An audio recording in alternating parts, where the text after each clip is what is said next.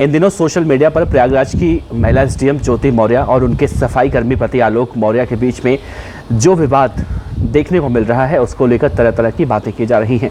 लेकिन आज हम ज्योति मौर्य और आलोक मौर्य का वो काला सच, सफ़ेद सच, जो भी आप समझ लीजिए, वो ज़िंदगी का वो अनसुना सच बताने वाले हैं। जब ज्योति मौर्य, आलोक मौर्य दोनों कुछ भी नहीं थे, यानी कि दोनों संघर्ष कर रहे थे। इनकी शादी को 5 साल बीत गए थे और ज्योति मौर्य की उस वक्त उत्तर प्रदेश के इटावा में पहली नौकरी लगी थी, जसवंत नगर के एक प्राथमिक विद्यालय में।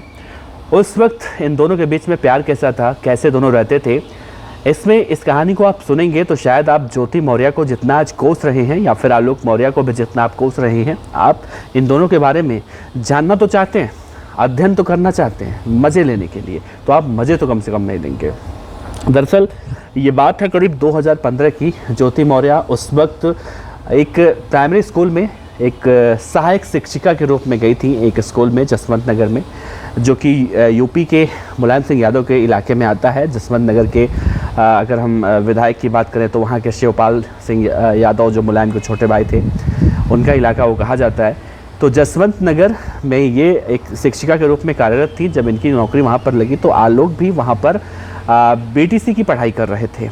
आलोक के बारे में कहा जा रहा है कि पढ़ने में वो बहुत अच्छे थे और उस वक्त मेरिट के आधार पर, कट ऑफ के आधार पर एडमिशन होता था उस कॉलेज में, और 50 लड़के जो चुने गए थे उनमें से आलोक का नाम आया था।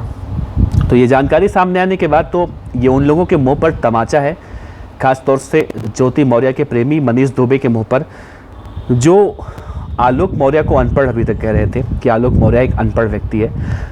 तो अब इस जानकारी के सामने आने के बाद ये तो आप नहीं कह सकते कि आलोक मौर्य एक अनपढ़ व्यक्ति है, क्योंकि आगे इस कहानी में आप सुनेंगे तो बहुत सारी जानकारियां मैं आपको बताने वाला हूं।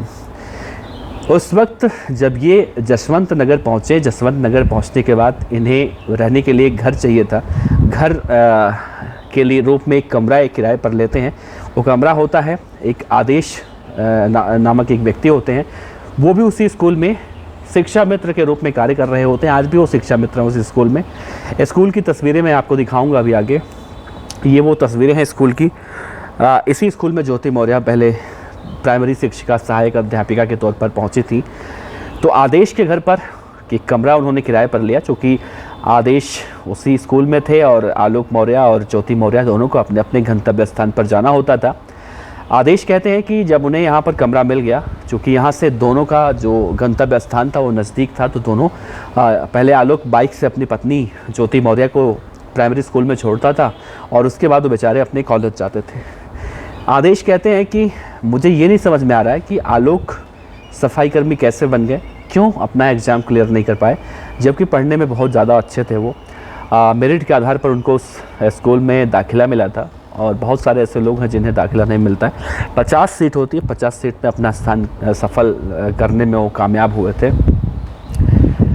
लोग कह रहे हैं कि अब उस दौरान 2015 में आलोक अपनी पत्नी को पहले छोड़ते, फिर कॉलेज जाते, वहाँ से आते, अपनी पत्नी को लेते, फिर घर आते, और दोनों लोगों के बीच में कभी ऐसा नहीं देखा हमने 4 महीने के दौरान कि कभी उनके कमरे से आवाज़ें आई हों लड़ने की। जैसे हर पति पत्नी के बीच में लड़ाइयाँ झगड़ा होते रहते हैं, वैसा इन्होंने कभी नहीं देखा।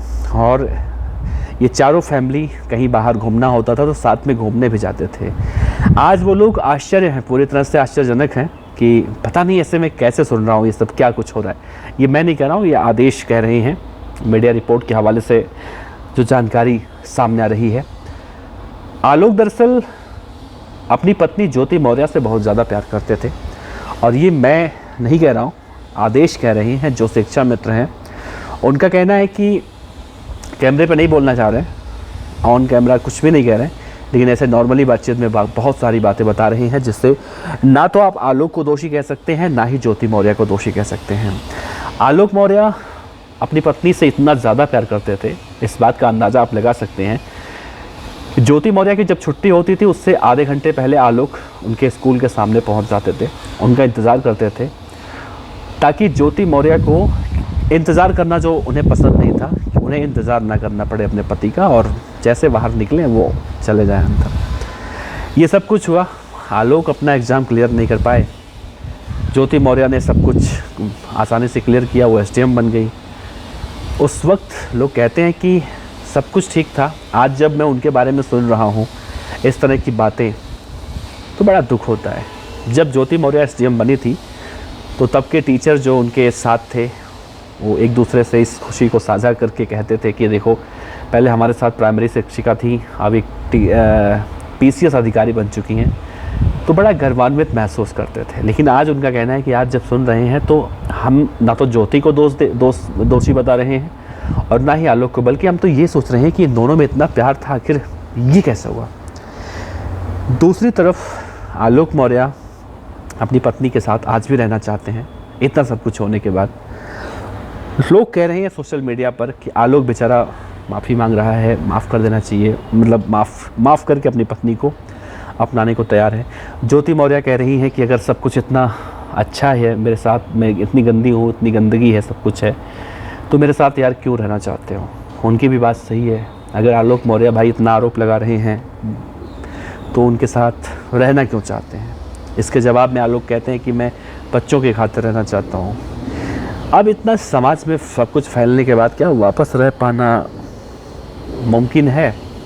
ज्योति मौर्य आज भी कहती हैं कि मनीष दुबे के साथ मैं खुश हूँ और मनीष दुबे के साथ अगर ज़िंदगी जीना चाहती हूँ, इसमें किसी को क्या दिक्कत है। भाई संविधान भी अलाउ करता है, वही ज्योति मौर्य कर रही हैं।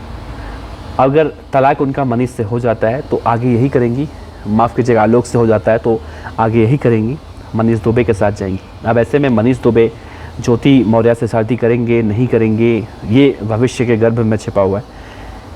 लेकिन इस कहानी को सुनाने का मकसद, इस खबर को सुनाने का मकसद ये था, इन दोनों के बीच में जो झगड़े की शुरुआत हुई, जिस तरह से आरोप प्रत्यारोप लगाए जा रहे हैं, झूठे सच्चे मनगढ़ंत, आप कुछ भी कह सकते हैं, कहने के लिए हर कोई आज़ाद है, कुछ भी कह सकता है। ये कैसे हुआ ये नहीं पता चला, इसके बारे में कोई जानकारी अभी तक निकल कर सामने नहीं आई है। तो जानकारी ये है, सच्चाई ये है, हकीकत ये है कि आज इन दोनों के इस मामले को पूरी दुनिया सब सुन रही है, देख रही है और अपना अपना जजमेंट सुना रही है। और शायद हम भी वही कह रहे हैं, हम भी वही कर रहे हैं। लेकिन सबकी भेड़ चाल से अलग हम ये समझाने की कोशिश कर रहे हैं या समझने की कोशिश कर रहे हैं कि ज्योति मौर्य के जो पुराने साथी सहपाठी टीचर थे वो कह रहे हैं कि दोनों एक शरीफ और सज्जन इंसान थे। तो भाई जब सज्जन और शरीफ इंसान थे दोनों, और एक आदमी नहीं बल्कि हज़ारों लोग कह रहे हैं जो उनके साथ थे, कई लोग थे, तो भाई झगड़ा कहाँ से हुआ। आखिर कहीं ना कहीं तो दिक्कत हुई होगी। अब आप ज्योति मौर्य को दोषी बनाएं, आलोक को दोषी बनाएं, या फिर इन लोगों को झूठ बुलाएं। सोशल मीडिया का ज़माना है भाई, आप कुछ भी कर सकते हैं। लेकिन सच्चाई यही थी जो हमने आपसे बताने की कोशिश की। इस खबर पर, इस बात पर अपने विचार रखिएगा। नमस्ते।